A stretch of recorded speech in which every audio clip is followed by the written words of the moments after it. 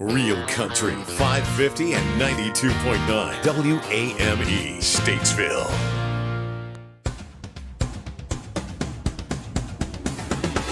Welcome to Racing Roots with Hamm. If you don't know our host, David Hamm, he's a 25-year NASCAR veteran, engine builder, and jackman. Live every Monday evening, we have a new guest From the racing world with their stories, their paths, Their racing roots. sponsored by Jersey Cape Yachts. Now here's our host, David Hamm. And good evening, everyone. Welcome to Racing Roots with Hamm, right here on 550 AM and 92.9 FM and on DHammiam on YouTube. And tonight we got, I'm super excited about tonight. If you can't contain my excitement. Sorry, I have to transfer my camera over. There it Excited goes. you so much you can't even talk straight. I know, right? And my little sticker, whatever. Anyway, I've got Rockie Lynne in here with me. Technical name, it's stickers. Yes, it's well. Sometimes my clicker is what I was looking for. It doesn't work as good as it should. You know, like Mine my little doesn't clicker either. finger. I think it's an age thing. It must be. Check the batteries. Phil, who knows everything in the world about racing, he's showed me some of his beautiful gallery of photographs. It's just stunning, Phil. I appreciate it very much. But I've never had a, knock on wood, I've never had a speeding ticket, never been pulled over, and luckily never been in a wreck. Yeah. Oh, So yeah. I don't know much about racing, but I got Very stories blessed. about racing things. Yes. Yeah, I do. Mm-hmm. Thank you for having me. It's my honor to be here. Thank you so very much. We just got in last night from Oregon. We were out in the Salem, Eugene area for Tribute to the Troops, Oregon this last week. Yeah. What'd you think about it out there? It's a beautiful place. Yeah. You know, the people out there that live out in the country, they live in a little slice of heaven. It's just a beautiful, beautiful place with a lot of super patriotic people. In Oregon, per capita has the highest casualty rate of people who have given their life for our country. Oh. So we've got a really strong Tribute to the Troops chapter out there. Okay. And this was our 10th year. We visited 6 families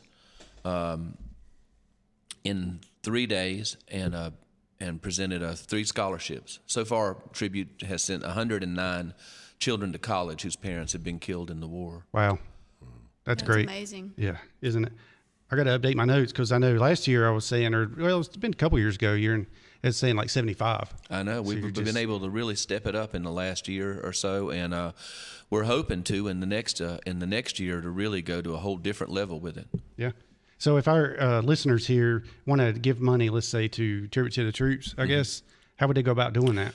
You can go to our website, tributetothetroops.org, O-R-G, and there's a little video there at the front of it. You can click on that video, and that video will show you kind of what we're about and what we do.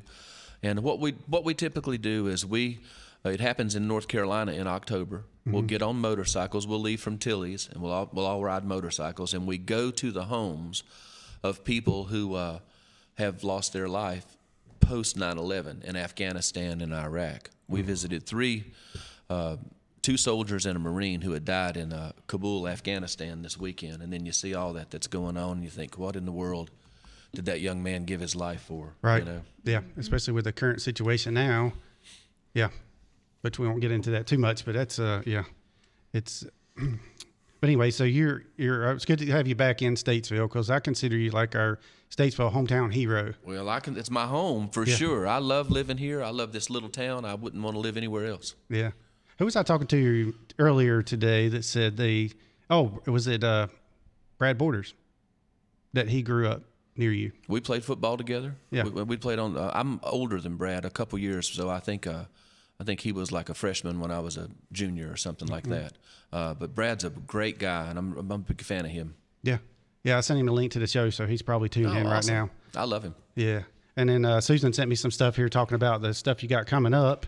The 10th annual Tribute to the Troops ride on Saturday, October the 9th and the 10th. And then also Memorial Concert Banquet. We are going to be doing the 10th annual North Carolina ride on those dates there in October. And would like to invite anybody that has a motorcycle that would like to go with us to come on the ride. It's completely free. And then we have an event that will be at Cornerstone Church, which is right over off of East Side Drive, Crosswhite's over there. Yep. And that event is a dinner where a lot of the Gold Stars that we have visited for the last 10 years. And then there'll be people coming in from all over the country. We'll have people from Oregon. They'll come here, and people from California and Minnesota. Illinois, Florida, all the places where we have tribute chapters, those people will be riding in. We had a guy from Minnesota that rode out to Oregon in 2 days. From Minneapolis to Oregon, it's 2,200 miles, and he did it in 2 days on a motorcycle. Wow. That's crazy. Not me. So we were talking to Phil. Phil Cavali's over here to my left. You can see him on the screen right down here.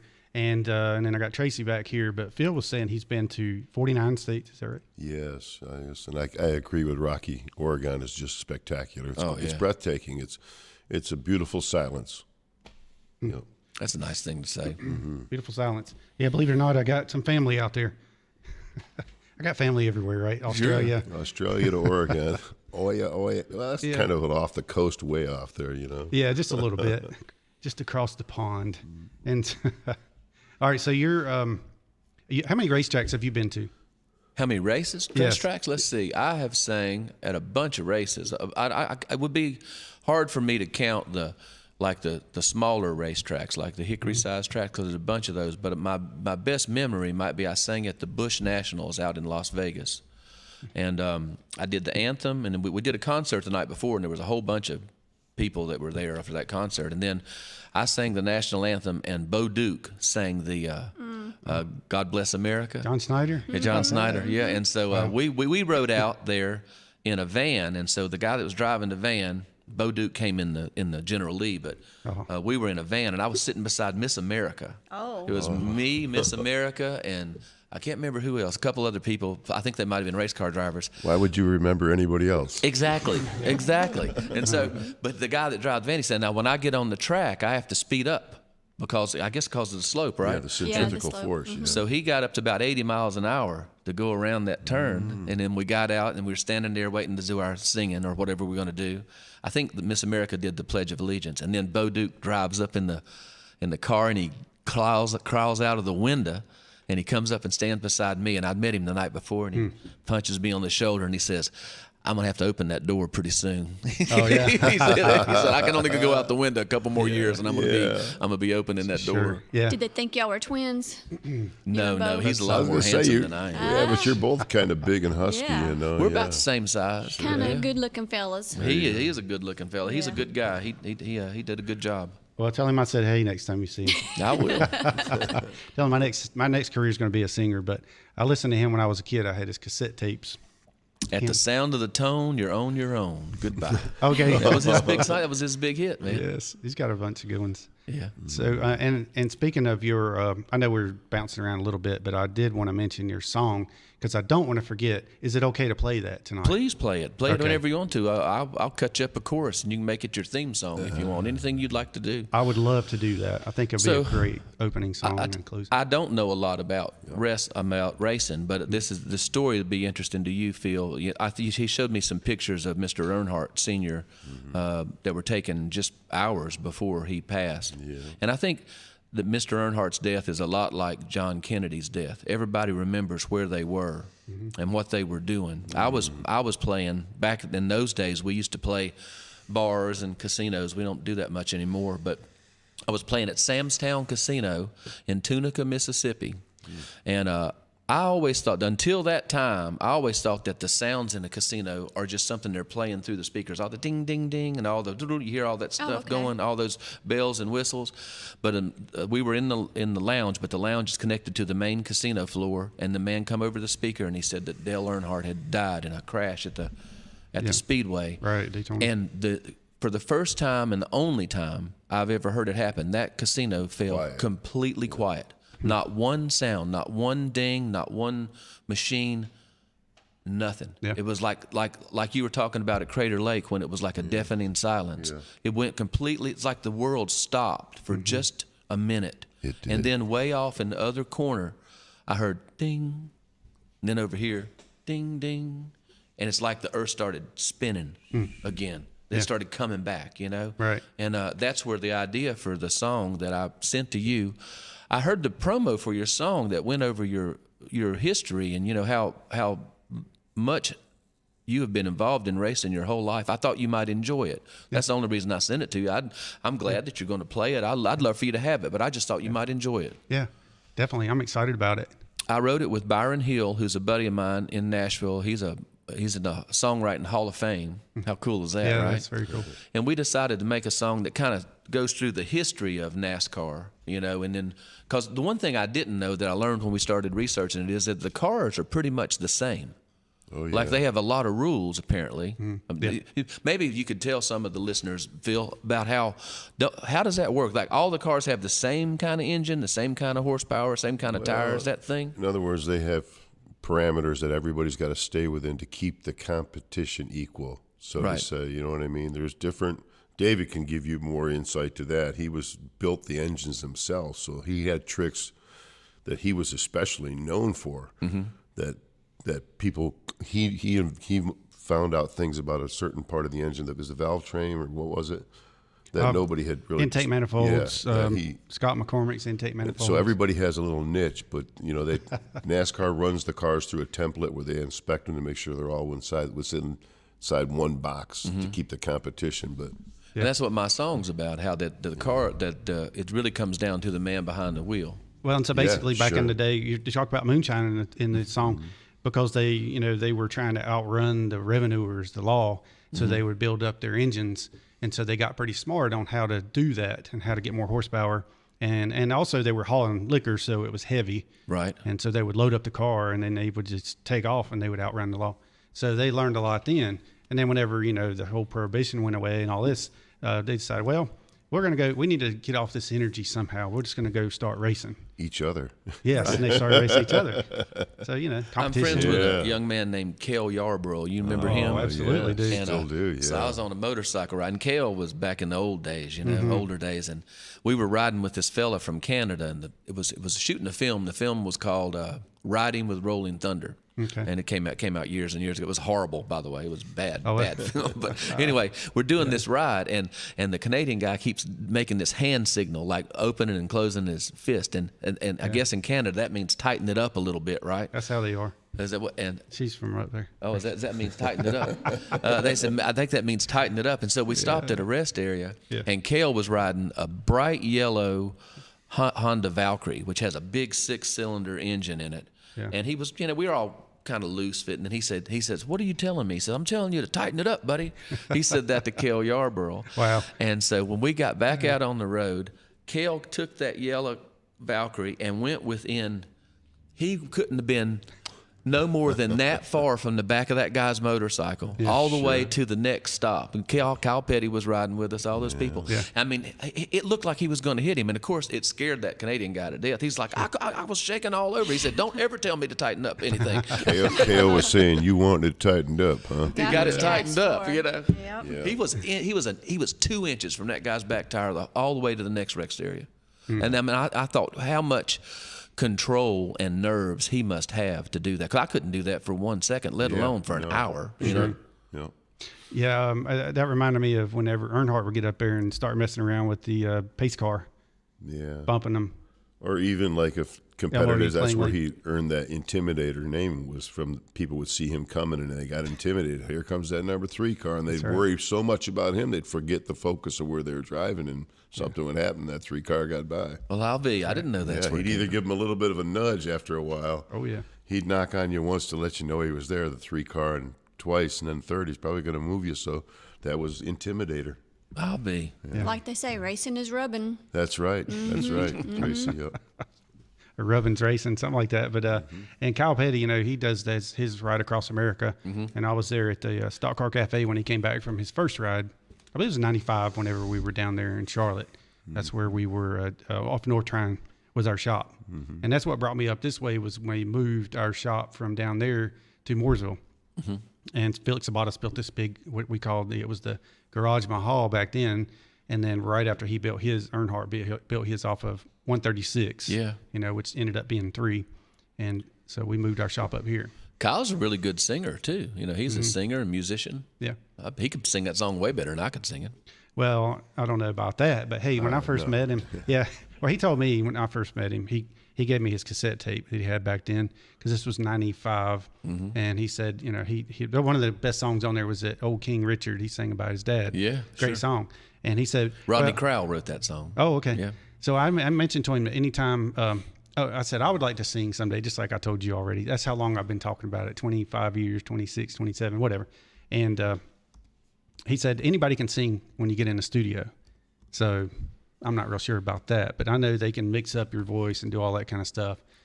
But you got a good talking voice too, so it turns into a singing voice. I think that mixing singing is probably a lot like having a special carburetor or something you do to the engine to tweak it a little bit. It's not much different in what you did to those engines and what we can do in the studio. So you ought to come in and sing that song, and I'll put you a new carburetor on it and see what happens. You know? I like that. Yeah. Turn a few knobs. Tell me to plug my nose when I sing. Maybe I can.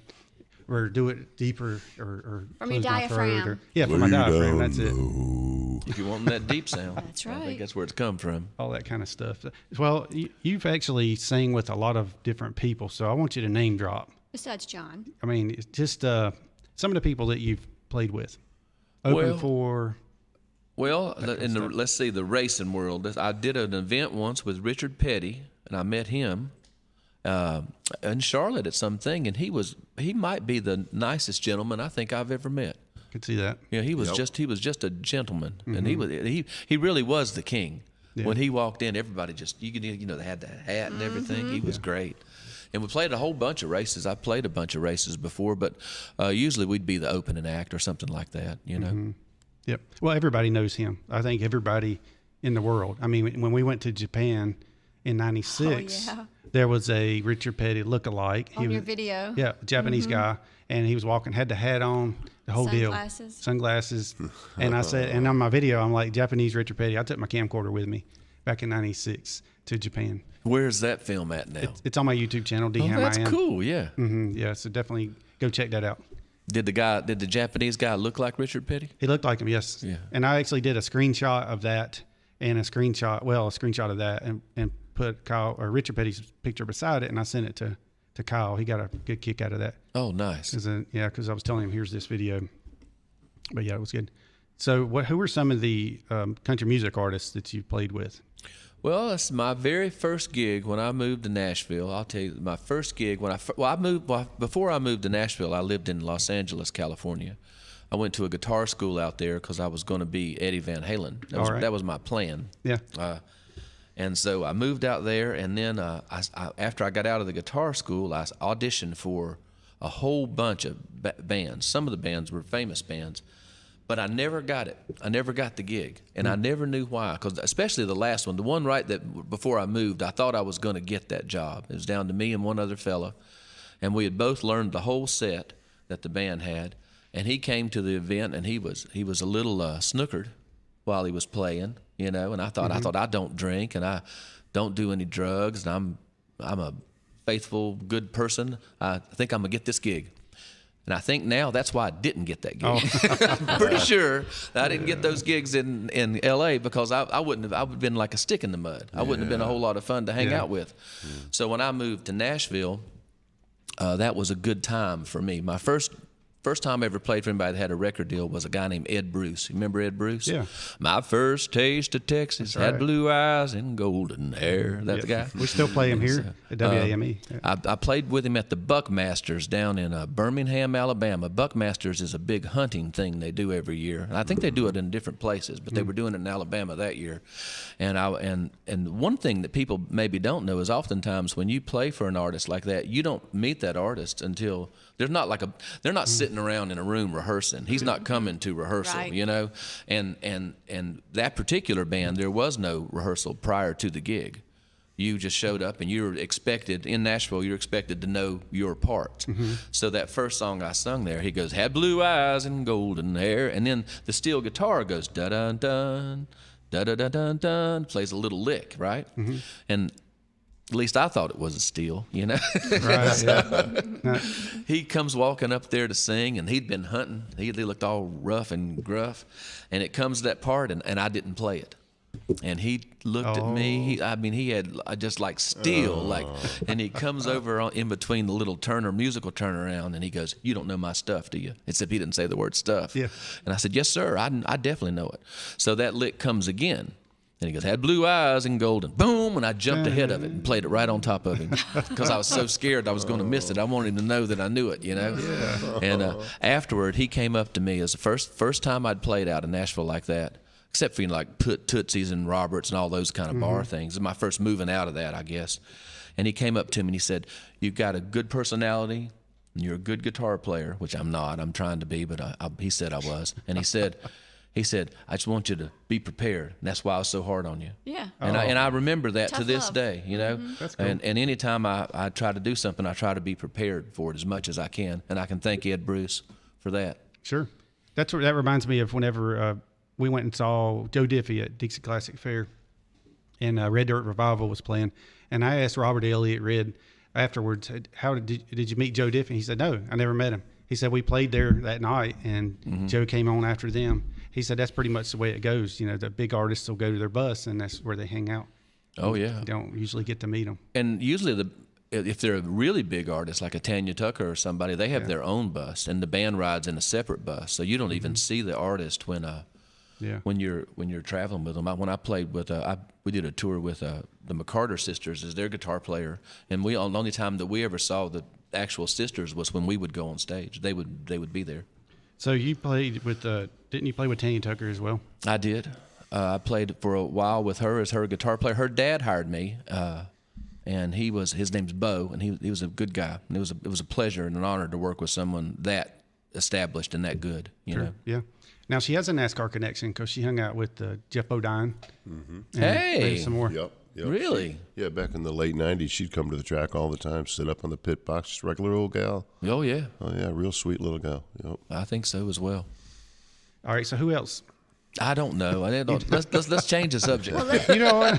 He don't like How to. about my, Hey, how Dave. about Hey, let's my- play the song. You want to play the song? Yeah. We can do that after we take a break. Yeah. But, Maybe take a break. Thank you for having me. Rocky's one of the most modest people that I've ever met in my life.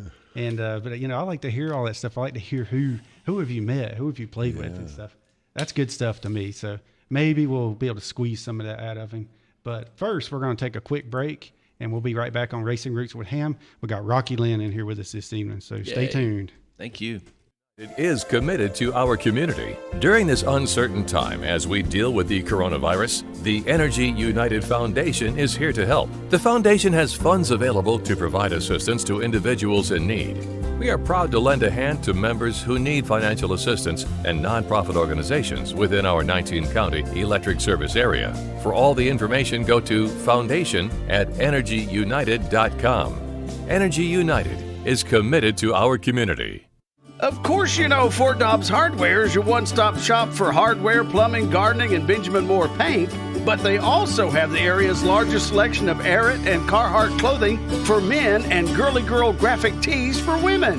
Men, beat the heat this summer with the Arrett Tech men's shirts. These shirts are odor-resistant, moisture-wicking, and provide UPF sun protection. Looking for the right work shoe or boot? Fort Dobbs has a huge selection of Red Wing, Justin, Muck Boots, and Danner in stock. Fort Dobbs Hardware, and a whole lot more. 406.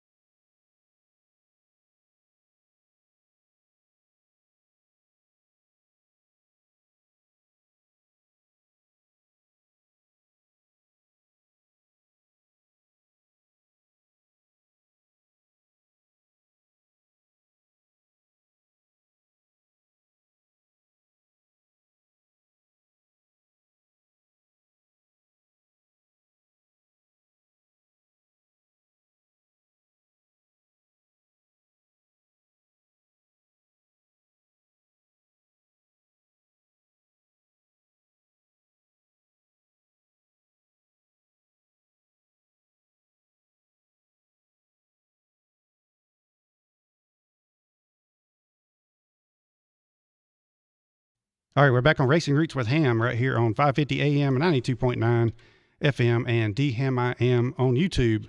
And I got Rockie Lynne in here with us this evening. Super excited to have Rockie in with us, and because we're going to play the new song. It's a new song. I mean, No, it's a very old song. I wrote it after that happened with Dale Earnhardt. Oh. I got to thinking about that, and then I had a conversation with the few racing people that I know, and then I just happened to be riding with Byron Hill that the next week. We did for a couple years. Byron and I had a steady once a week we'd get together and write a song, make up a song with each other, and I had the chorus, and it was his idea to take it back to where it started, from the beginning, and then so we sat there in one afternoon and wrote it, and then what I sent you is really just a demo. It's not a record. So typically what happens after we'd write a song or I'd write a song, I'll go into my studio and do a demo of that song. And so to save money, it's usually me playing all the parts on it. And then we would shop it around and see if somebody wanted to record it. And I think, if I'm not mistaken, I think that Trace Adkins might have had that song on hold for and then he decided not to do a racing song on the next album, so he didn't ever record it. And then I forgot about it until I heard your story here. Yeah. And then when I heard that story, I asked Sharon Clark, the lady that archives all our music in Nashville, I asked her if she would send me that song. And I said, would you send it to Hamm as well? I thought maybe you might like it, or maybe play it for one of those petties. Who knows? You know? Absolutely. I love it. It's in my folder here on the computer, so I was searching through to find it, and I had the WAV, but for whatever reason our computer's not playing WAV files right now, so I changed it to an MP3. So, but it's still going to sound just fine. Yeah, this is what you would call a typical Nashville song demo, except most of them probably a little better. It's not me baiting or banging around and everything. We'd probably have a band in it. Yeah. Okay. Well, I'm going to look for it here while we talk about a few other things. Tracy, you had a question? Well, I was going to say who I was listening in, and I was going to ask the one question. Good. So we've got Dickie Dennis, we've got Rachel, Sheila. Hello, Rachel and Sheila. Phil, Sissy Odell, Suzette McGuire, Brett Troutman, and Scott and Jenna Trevison. All right. Also, Who's S. McCormick? Scott McCormick. Scott McCormick. Okay. Yes. All listening in. And speaking of Scott McCormick, so Suzette McGuire's out in California. Scott and Jan are down in Daytona Beach area in Florida. Did you say Paul and Kit? No. Port St. Lucie, Florida. I did not. Okay, so speaking of Scott McCormick, he is one half of Great RV Life. That's GR8 RV Life here in Statesville in Iredell County. What they do is they will set you up with a rental RV, travel trailer, whatever, which I think is an excellent idea, especially ties into racing really good. Might tie into some Tribute with the Troop stuff or whatever, because you just rent an RV instead of buying one. Oh, nice. So you don't have the expense. And you can rent it for as little or as long as you might want. The longer the Yep, better. that's right. And there's Sheila sitting in here today. She's lost her voice, but it's her business. And so we want to. How many different RVs do you have? Right now, the travel trailer and Class C's I have at this point. So a travel trailer would be one that you'd have to bring your vehicle and they'd hook it up and pull it. And you have some that you can drive as well, right? Yeah, but what a perfect thing to bring in a race situation. There's so many camping areas around the Charlotte Motor Speedway. And this October, get a hold of Sheila and them. Be a great opportunity to just, all you got to do is come to town and things all set up. You're ready to go. You don't have to drag it, 500 miles. And then can I just bring it back? I don't have to clean it up or anything? Well, that's a good idea. Yeah. Oh, yeah. You can't beat it. I mean, especially in a race situation, you can pull that inside the track on a Thursday and leave on a Monday and not have to go in or out. Everything's all self-contained. Just pack it full of groceries and party on, Garth. So how do you go to GR8RV.com? Yep, bottom right of your screen. Is there a website GR8, or something? Going to be working on the website next, but they have a Facebook page and an Instagram, and you can message on either one. Great with an 8 RV Life, Instagram and Facebook. And also want to thank Jersey Cape Yachts. They're up in New Jersey. What is it? Lower Cape, New Jersey. Wayne and Janine Pugliese. You can reach them to they got 31 to 66 foot custom yachts. Yeah, the Little Devil, all the way up to the 66-foot Big Diablo. That's right. These are custom-made yachts. You don't go into a showroom and pick out what they got or what nobody else wants. You tell them what you sit down with Wayne and he sets it up. Janine will set it up. She'll probably bring you some coffee. They make it all up. You can bring your yacht in if you're sick of the way it looks, and they can recondition the whole thing. And keep in mind, everybody, hurricane season is on us, and they have a situation where you can contact them. It's a hurricane program. I don't have it in front of me, but can guarantee your boat will be towed to safety if there's a threat of a hurricane coming in. You won't have to worry about it. Yep. Very good. All right. So we're going to go ahead and play that song. And so it does sound very familiar. Like I've heard it before. I don't know. Maybe it's on your Spotify, maybe. And so, but now I've heard it whenever you sent it to me, then I could kind of tie it into my show here. And I was like, man, that would be a perfect song. Good, because I didn't listen to it when she sent it to me. I just sent it to you. I'm going to be hearing it for the first time since I did it. All right, very good. Well, for you to Refresh. you'll have to put the headphones on to hear it. You can turn these most on. likely. Probably. Yeah, this one's actually on here, Yeah. so I'll just turn it up for you. And so we're gonna listen to the song. Y'all let us know what you think about it. This is called Man Behind the Wheel.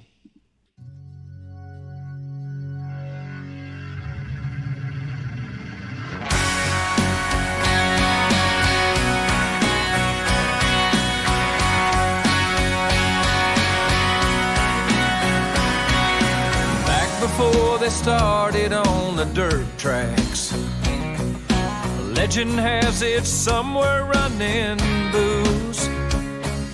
They had to take those country back roads too fast.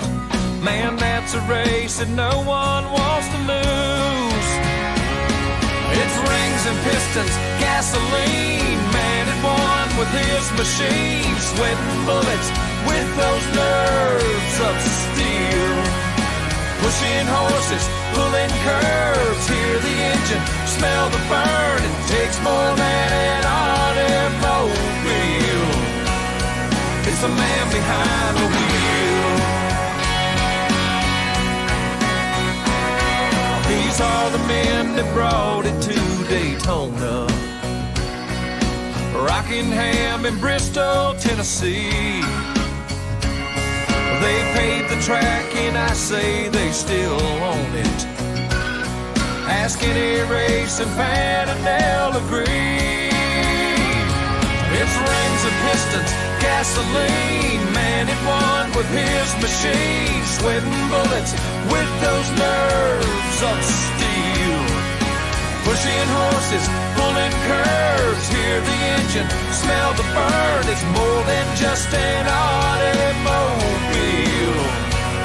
It's the man behind the wheel. More than just the memories stay alive.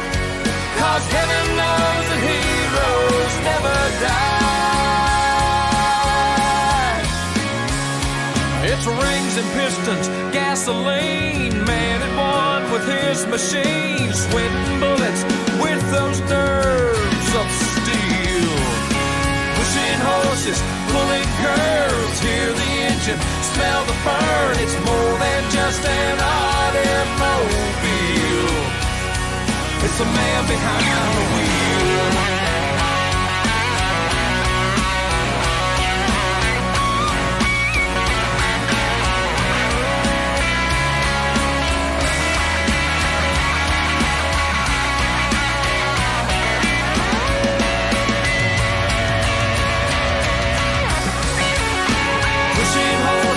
Pulling curves, hear the engine, smell the burn. It's more than just an automobile. It's the man behind the wheel. It's the man behind the wheel. It's the man behind the wheel.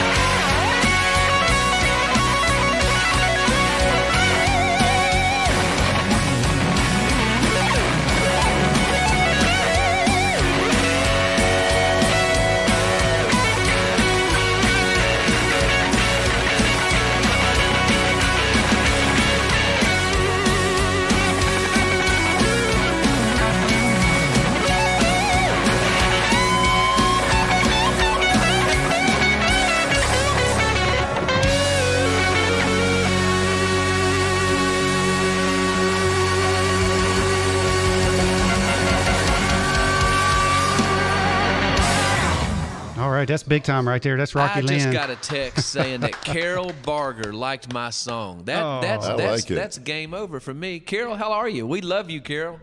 We do. We love her. I'm glad you like that song. It goes on a little ways. I think if I were to redo it, I'd have made it shorter, but who knows? Hey, you can always gives you take it time from to there. jam out Right? longer. Yeah. So come from a real racing aficionado, is it right? Is it on the money? Is it right? Oh, yeah. Oh, yeah.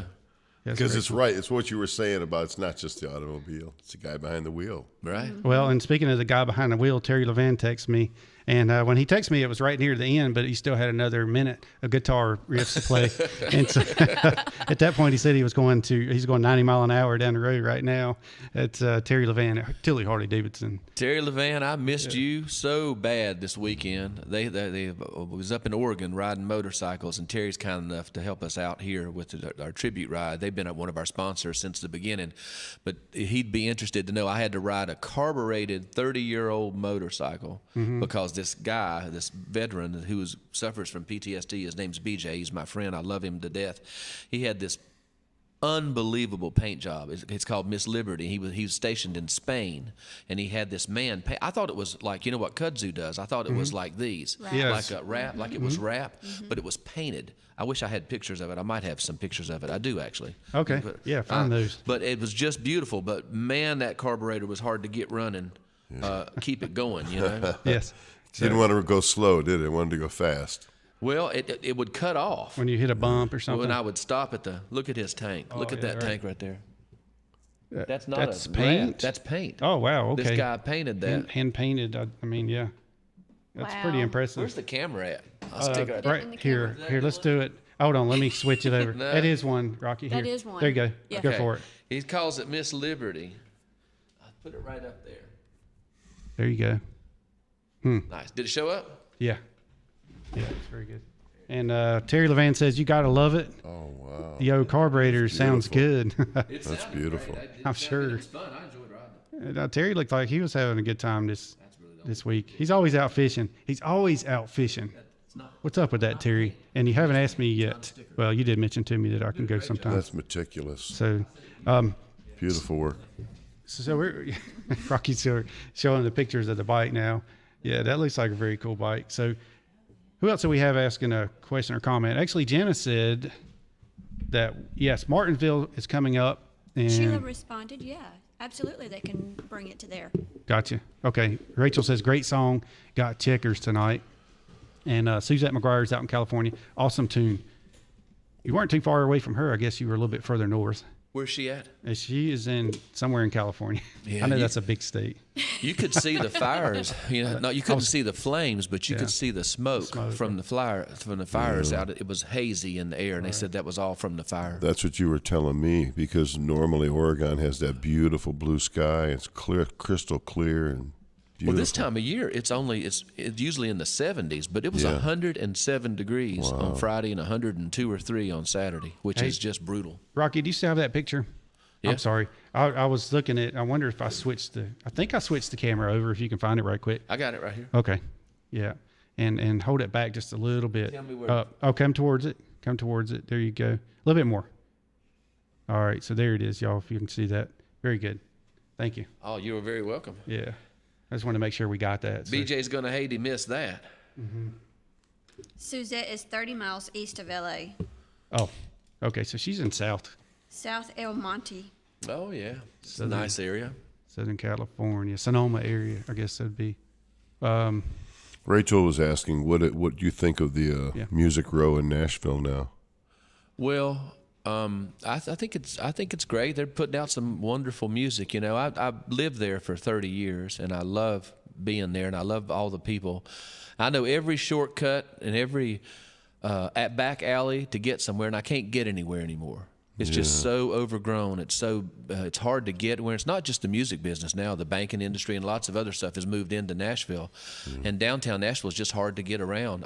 From a purely creative standpoint, we moved back here to care for my father, make sure he gets to the VA hospital. He's got some health issues. He's 88 years old. He was there this morning. I took him, and but then I go home, and on my back porch, well, we live on a dirt road, and so if someone's coming up that road, they're coming to see us, and that solitude has been very productive for me from a songwriting standpoint, because I can do that from anywhere, you know.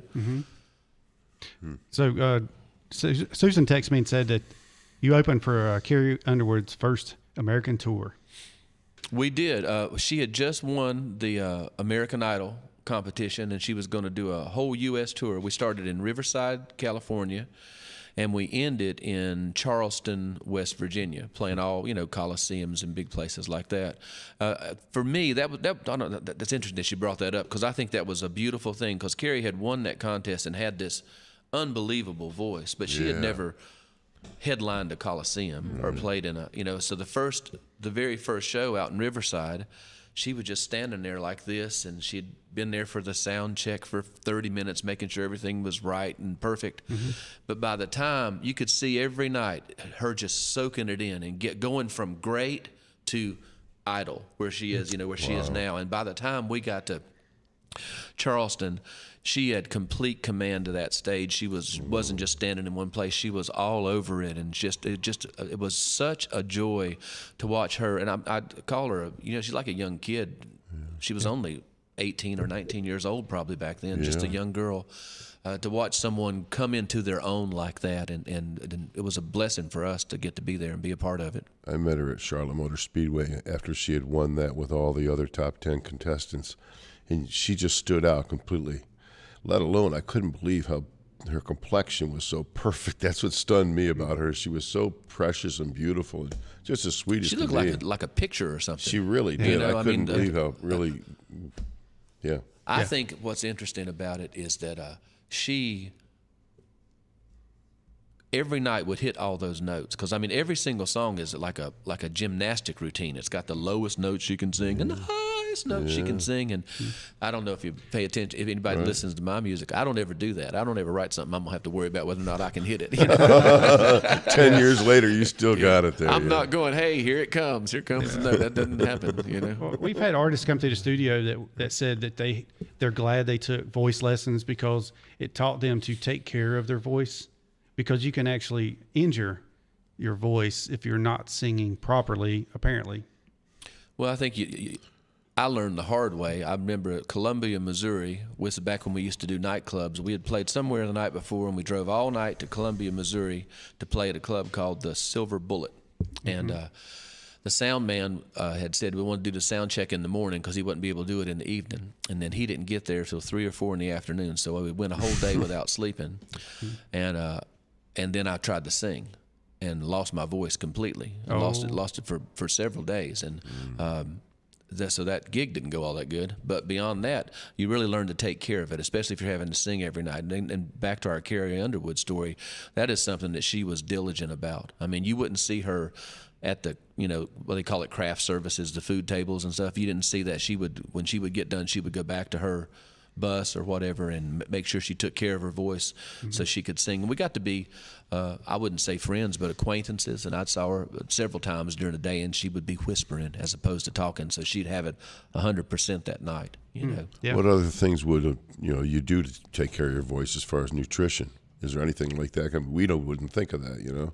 I don't know. I don't really have that kind of voice. I just, whatever comes out is what comes out. But I think that some of the things that have been able to help me over the years, if you get real stuffy or something, you can put a pot of water on the stove and take a towel and put over it, and it'll clear out all your nasal passages if you have to go on and sing. Sponsored by Navage. Yeah, there you go. Yeah. Probably do it in an RV if you wanted to. Yeah. That's right. And also, you don't eat before you go on stage, pretty much. Nope, I can. If I eat, I'm just going to burp the whole time. Right. You know? Yes. So I try to eat 2 or 3 hours beforehand. We found as our band, in our band, it's weird. I'm the worst singer in our band.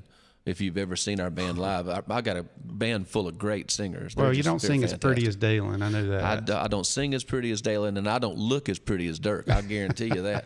But what's interesting is that we have found that if we sing a couple songs before we go on stage at full voice, like backstage or back on the bus or whatever, that we come out firing a little more on all our cylinders rather than try to just get up there and get into it. That makes sense. Starting a car. Yeah.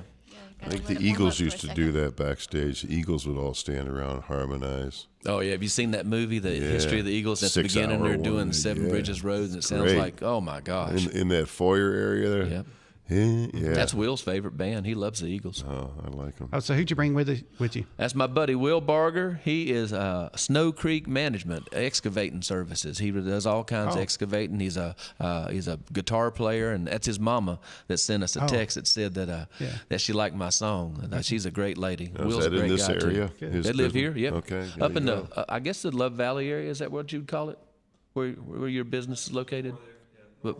North Iredell, up in the North Iredell area. But he's got bulldozers and excavators. Anything you want, anything torn down or moved, he can do it. Okay. Pretty country up there. Mm-hmm. And we're talking about American Idol. It was Amy Sunshine was one of the ones we had in that said that about taking the voice lessons, which really helped her a lot. But when she got to American Idol, she had a lot of vibrato, and Simon tried to tell her that she needed to lose some of that. But that's one of the things I like about her voice. I don't know if you remember her, Amy Sunshine. She plays the little ukulele and the guitar. But anyway. Didn't Tony Brown do some stuff with her? And I think Tony Brown had produced some sides on her, trying to get her a record deal. I hope do you know if they ever get something going? No, you know? I don't. I don't know if they did or not. But Tony's great. He played. I think, if I'm not mistaken, he played it for me. What he recorded last time that we saw him. Tony played us some of the stuff he was cutting on her, and it was fantastic. Okay. It was just magic. Yeah. So who else have you played with? Well, I played with Will the other day. We were sitting around at the house, and I got to play a couple songs with Will. Yeah. All right, fine. We'll come back to that. You know, that burping would go okay if you were singing Chug-a-lug, Chug-a-lug. Oh, yes. I want to make you out. That's good, Phil. We need to record that. No. Yeah.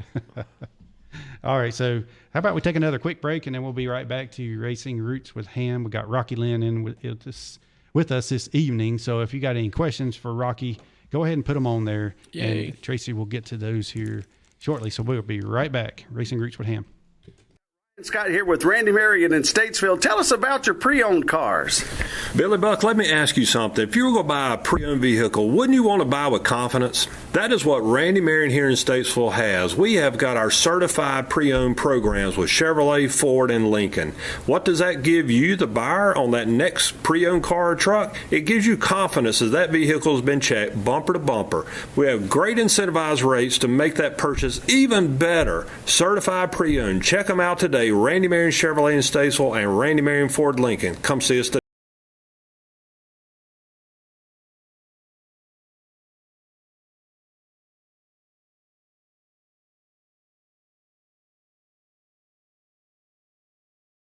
Means parties and get-togethers, and it's not a party without Randy's Barbecue. Give them a call today and they'll be right over with all that great food that you like.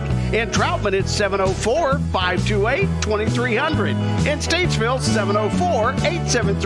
704-873-4444. Don't forget, for the best food around and the best barbecue in North Carolina, it's Randy's Barbecue. It's summertime.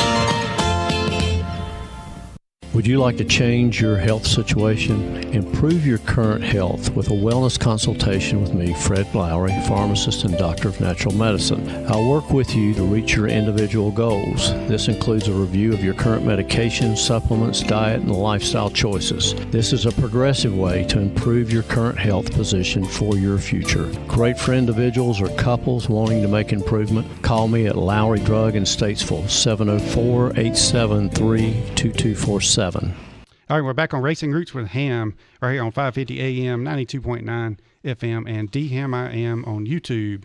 And this evening we got Rockie Lynne in with us, the great. How'd you come up with hometown DHammiam? Well, that's just what I started my YouTube channel at. I was going to do Hammiam, but it was taken. Is that green eggs and ham? Exactly. You know, come on. So I thought, just me being. I love it. Yeah. With a side, I liked it when you said Racing Roots with a side of ham. Well, Billy Buck, I always say the Billy Buck Morning Show with a side of ham. Yeah, right. Kind of thing, Yeah.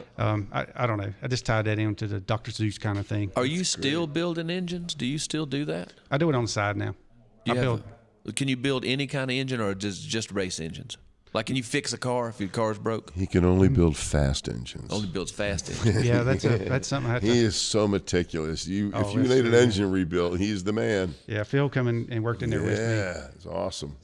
And that was the thing. I'm very meticulous, I guess, because that's the way. When I started in racing, I started at a dealership. I went to college to work on cars, so I went through all the electronics, the transmissions, engines, and all that. But my goal all along was to get in a NASCAR.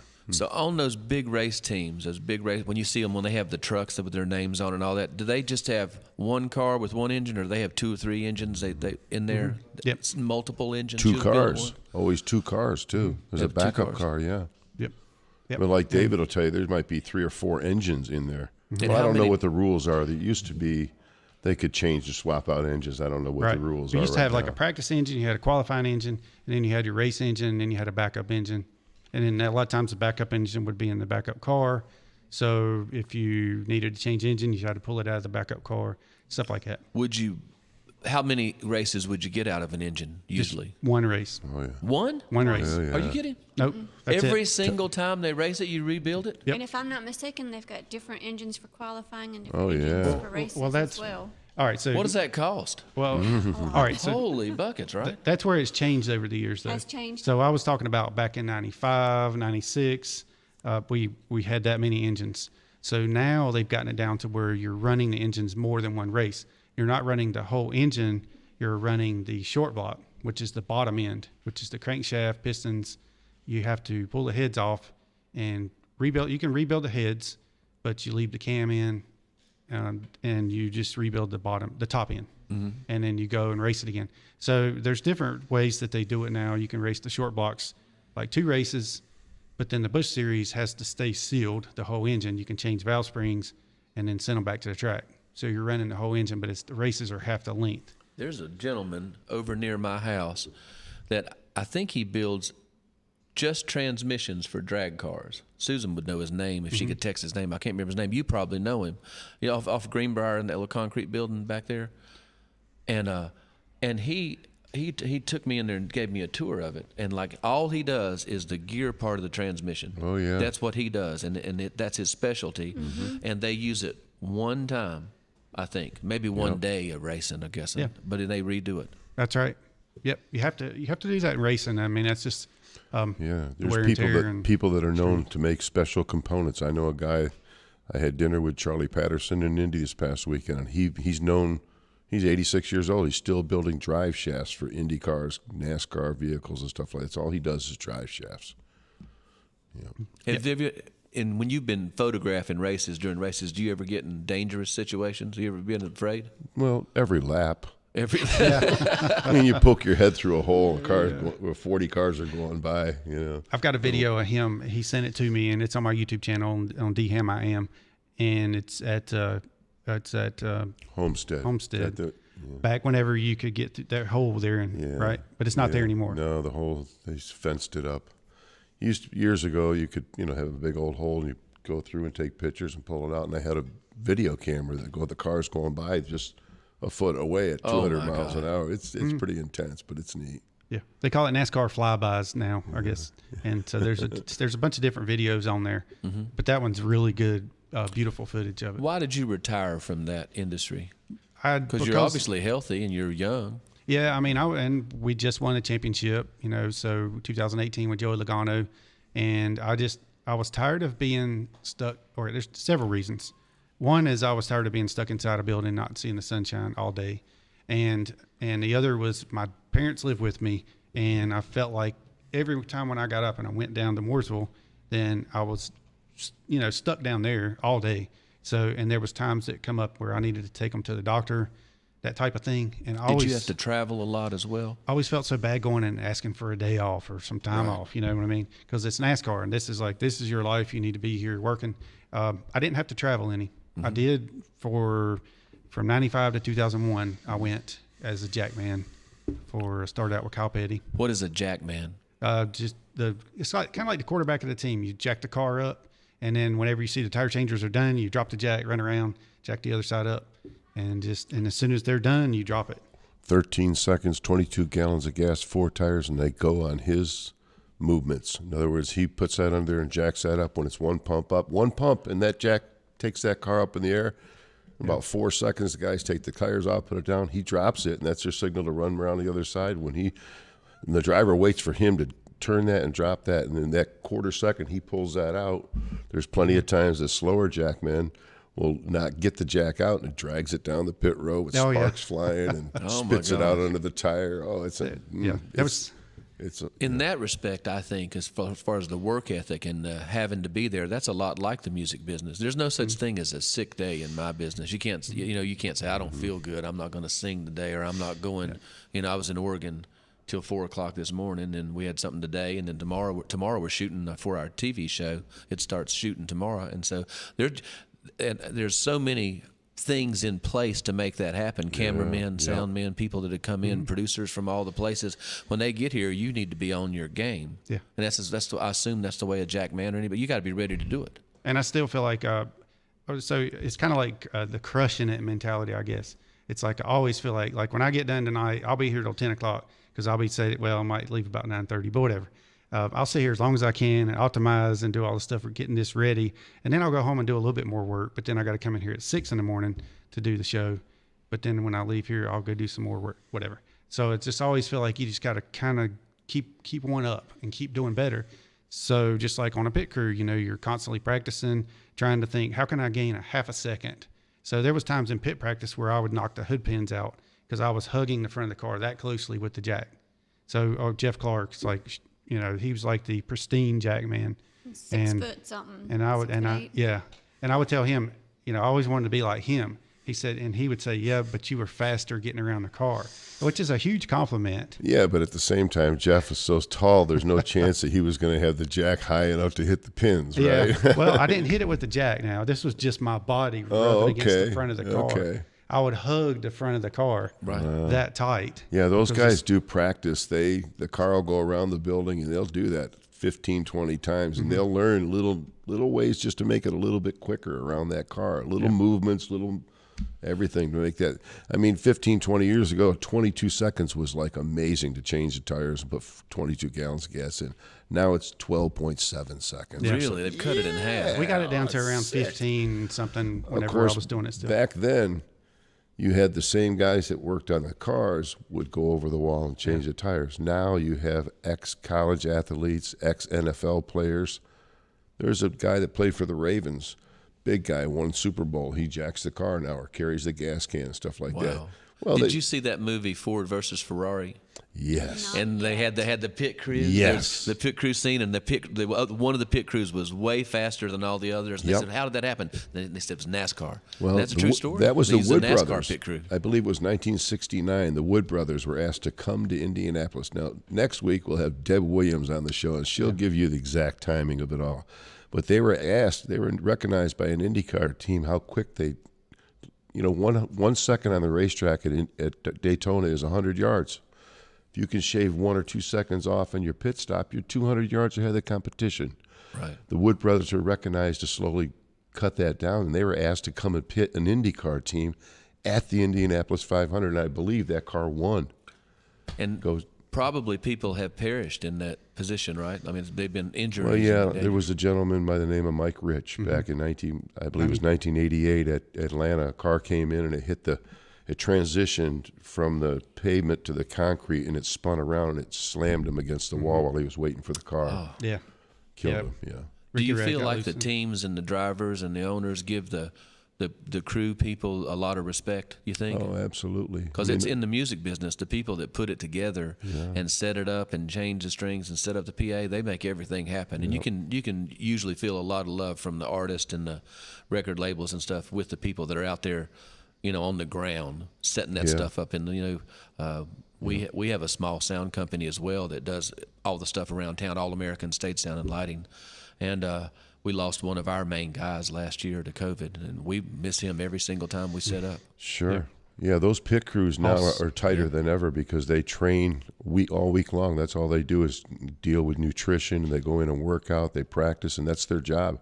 And they're a tight unit. They move them together. Those 5, 6, 7 guys don't ever break up all year long. They'll take it from an Xfinity team on Saturday, work with them, to a Friday team with the trucks, to a Cup Sunday team. That's their job all week long.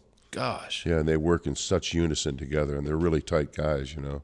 What are the traveling accommodations like? Do they get their own room? They take a bus? Do they fly? Two guys. Well, there's a Race Day Express that runs out of Statesville, and it probably has, I don't know, maybe 3-4 planes that'll leave like on a Friday morning to take everybody into the racetrack area. They have a local airport that they land next to. Rental car agencies will bring rental cars there. The guys will get out. They'll pick up the rental cars with their names on it and drive to the track. Sunday after the race is over, I mean, they get two guys to a room, the teams. I mean, so if somebody, Hamm, is listening now, and there's a kid listening or whatever, and they're thinking, boy, I'd like to get into doing that, working on a race team. How do you even go about trying to find a door to get open? Well, you got to first of all get to know someone that works in racing is kind of the best way to get in. But another way nowadays is they have NASCAR Technical Institute in Mooresville, and I'm not saying necessarily that you have to go there. You really don't. Any kind of trade school that has to do with automotive where you can learn something, but when you get in there, do the best you can. I mean, like top of your class, do your homework, you know, your best behavior and all that kind of stuff. And usually a lot of those schools like that know people that work in racing, and they probably get calls from the race teams. Well, let me ask you this. I think that there's a lot of music schools like that too, where you can go and learn how to mix, and it's called Full Sail University or some of those places like that. And every year they're turning out hundreds and hundreds of recording engineers, people with degrees in recording, but there are no jobs, and that's not how that works. I mean, you have to move to Nashville and make coffee for 5 years and kind of hang around, and then you'll be running cables, and then you finally get to start mixing a few things and learning. And then you might, even if you have all the technical knowledge, it doesn't mean you have the ear. You know what I mean? The ability to do that. So there's probably gifts involved in people. They have to have the gift to want to do it first, and then have to work it out. Along with the training and stuff, it's always good to not just wait around for the phone call, but to apply yourself at a local track. I mean, we had a guest on last year, Marlon Yoder, who, 12 years ago, he was Amish, living on a farm, listening to NASCAR on the radio, and he couldn't even imagine what the cars looked like other than the number and the name. Yeah. And now he's with Kyle Larson's team. Yeah. So instead of trying to go up to Charlotte Motor Speedway and meet somebody on the big team, go to Hickory and see if you can run into somebody. Well, there was an era at one time, Rocky, where you could hang on the fences outside in the 80s, and you'd be asked to come on and do something for tires or gas to get cars, something like that. In that respect, and that's where I think the music business is exactly the same. When I'm older, I'm in my 50s. When I moved to Nashville, the first night that I ended up in Nashville, I ended up getting to go. I went to this place called Skulls, which is just a bar. But Merle Haggard's guitar player, Red Volkart, was running the show. And I'd just moved there from L.A. and taught at a guitar school and wanted to show all I didn't know. And he got me up there to play on a song and really cleaned my clock. I mean, showed me how it was supposed to go. I mean, I played a whole bunch of notes and he played some music. You know what I mean? Yeah. But he could tell that I had the fire.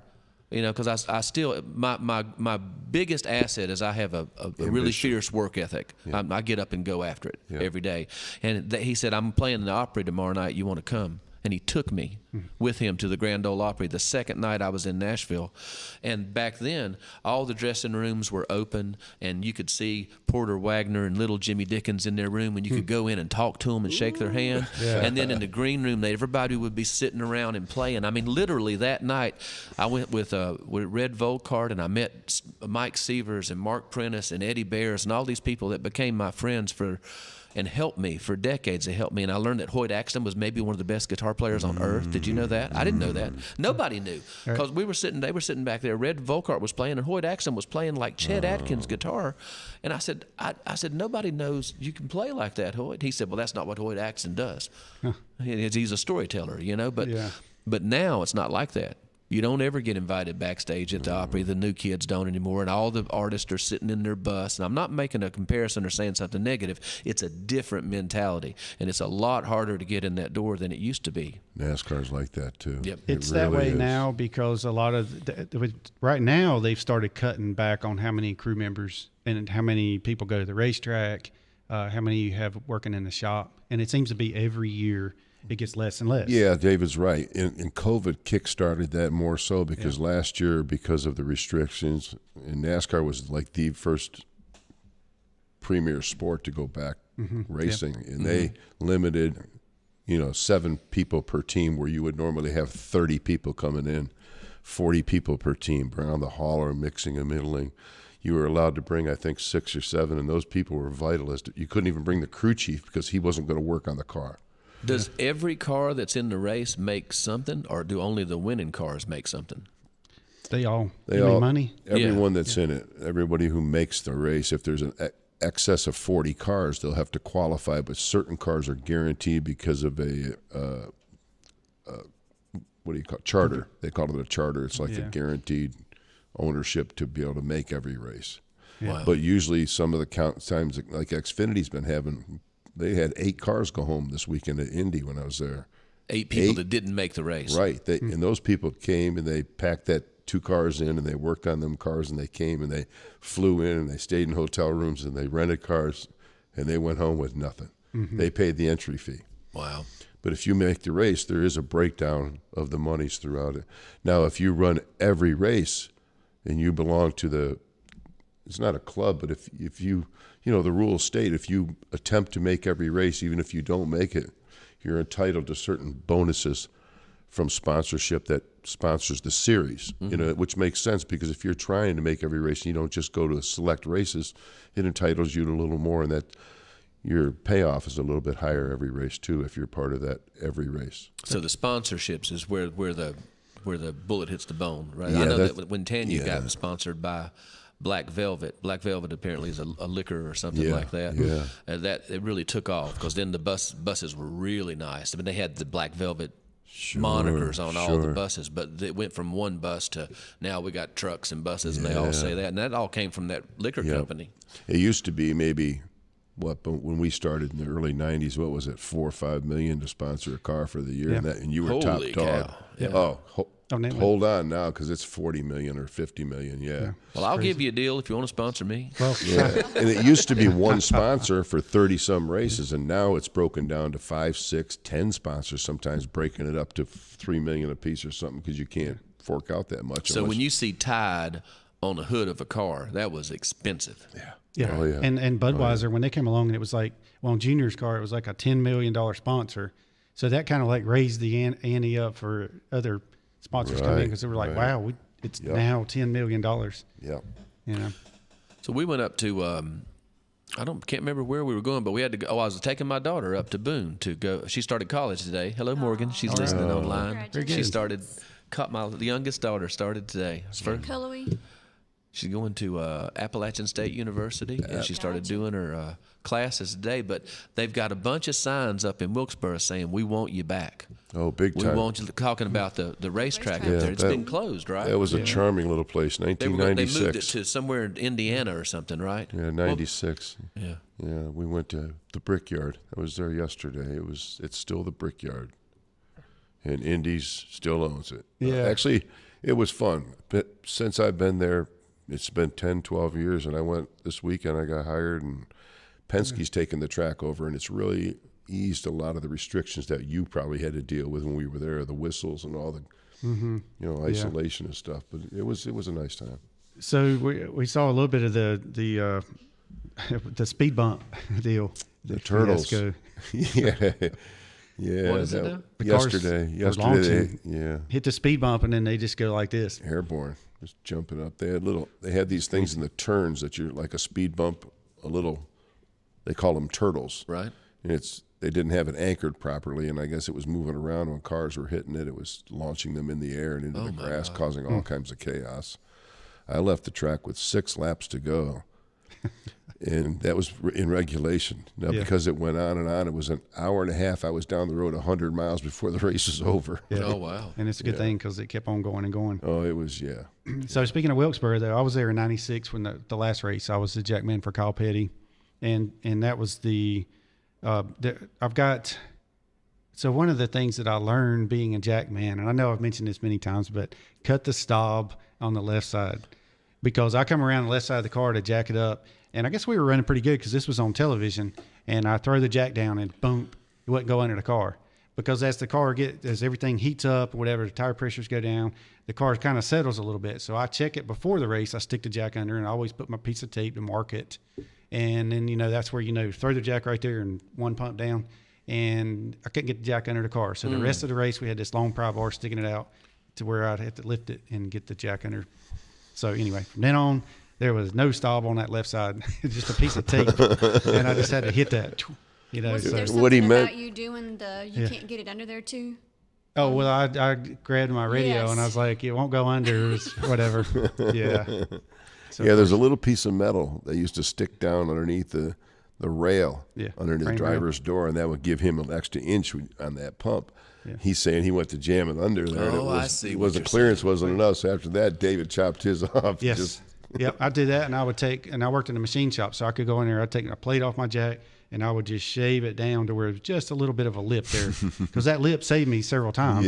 As far as whenever you jack it up and you just barely got the plate under the stop, and you're jacking it up, and you see your jack's not wanting to move. Places with soft asphalt, Bristol maybe. And I'm sitting there jacking, and the jack's not wanting to move, and the plate it's just sliding just on the plate. edge. Yes. Now keep in mind the pressure he's under at that point, because he's the only one that can see how close that is to the edge, and the driver's in the car with the revs about 6,000, waiting to drop waiting for him to drop it. What if it slipped off? Right.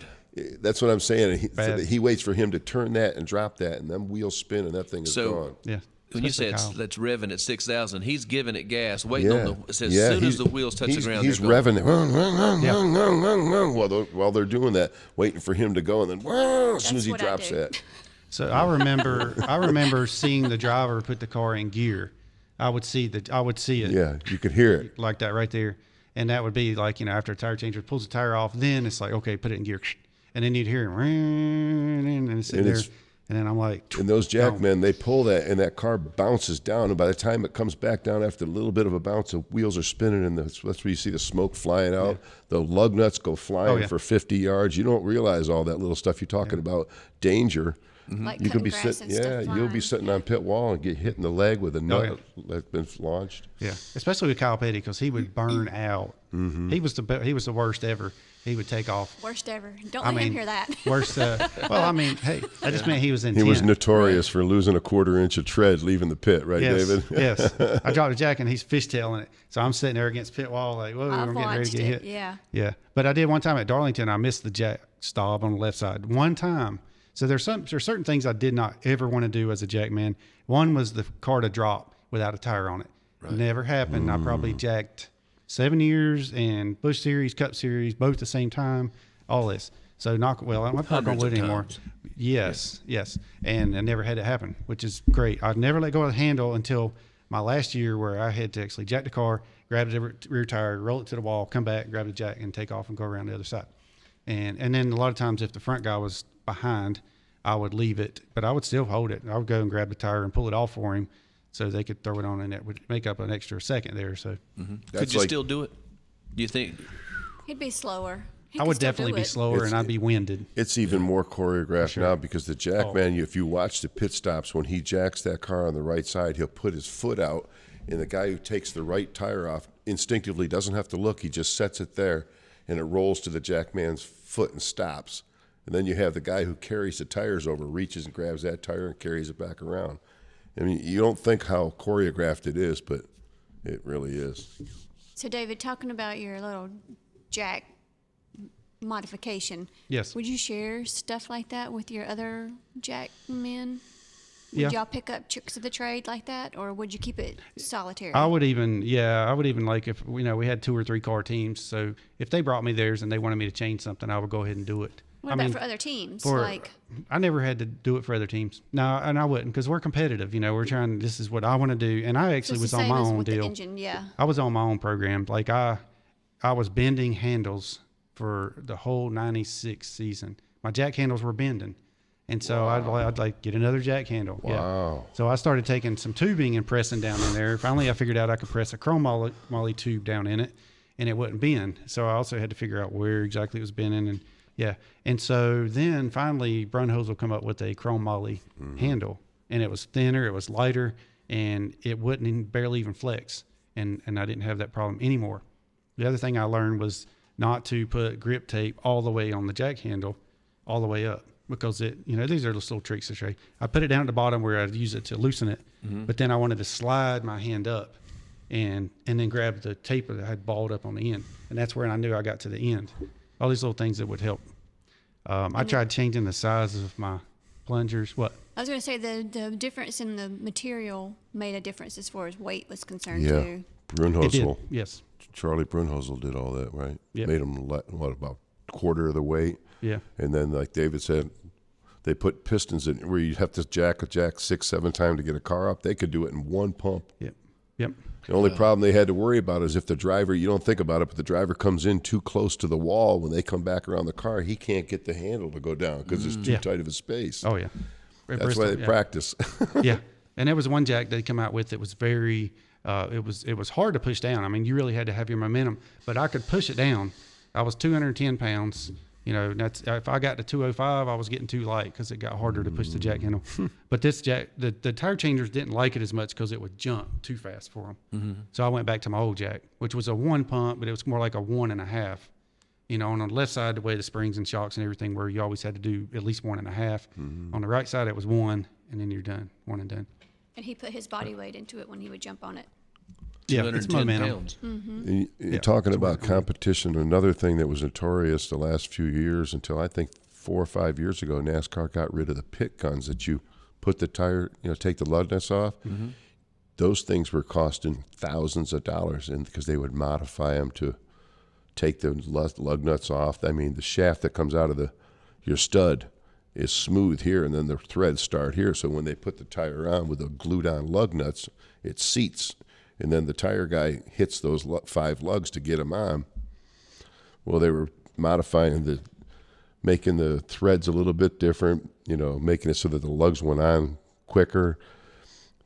There was rumors years ago that people were stealing the pit guns out of the pits at pre-race. Some guys were coming along and they'd steal the competitors' guns and tear it apart and figure out what they were doing. Oh. And now NASCAR hands out the guns. You use the NASCAR gun. How about that? So, yeah, we did a lot of things for pit crew competition, shortening threads. We just did all kinds of stuff. Yeah, the pit crew, every year at the end of the year, they'd have a pit crew competition. Years ago, it was at Rockingham, and it was the big deal. Yeah. That was as big as any race all year because that's when the crew guys got to, fend for 50 grand. Yeah. Whoever had the fastest time with no penalties and the car come in, and it was quite a spectacle they had every year at Rockingham. Did you ever compete in that? Yeah, I finished second one year. I won $700. Well, congratulations. On my part, yeah. $700. Yeah. That's pretty good, though, right? Yeah, it was.